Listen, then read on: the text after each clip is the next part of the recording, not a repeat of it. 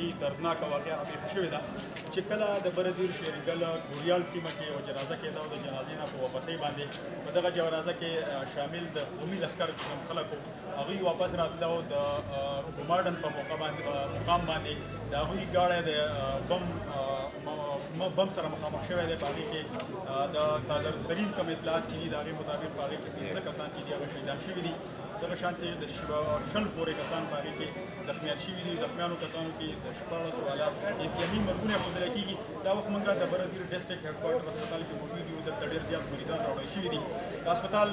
MS ډاکټر امتیاز صاحب راسره موجود دی د هغوی نه به پوښتنه کوو چې تر اوسه پورې څومره ډېډ باډیز راوړل شوي دي څومره مریضان راوړل شوي دي او دا کوم ځای ته ریفر شوي دي چې ډاکټر صاحب دا راته ووایي څومره مریضان د اوسه پورې تاسو اوسه پورې د دې واقعې چې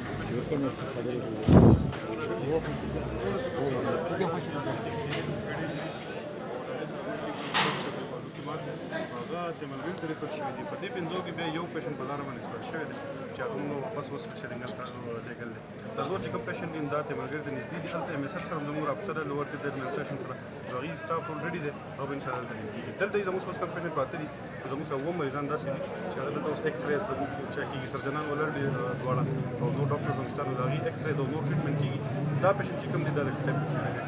نو دا موږ دې نه پس اساس کوو چې دې ته د ریفرل یا د نیوروسرجیکل کیر ضرورت دی دا هغې نه پس ډاکټر صاحب څه وایي ستاسو د انفارمیشن مطابق څومره ډیډ باډي هسپتالونو ته راوړی شوي د ډسټرکټ مختلفو هسپتالونو ته د دې موږ چې څو زموږ انفارمیشن دي هلته چې کوم شرینګل هسپتال دی 3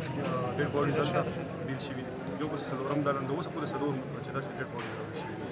ټیک شو جی مهرباني جی بالکل د ډاکټر صاحب خبرې تاسو واورېدې چې تر اوسه پورې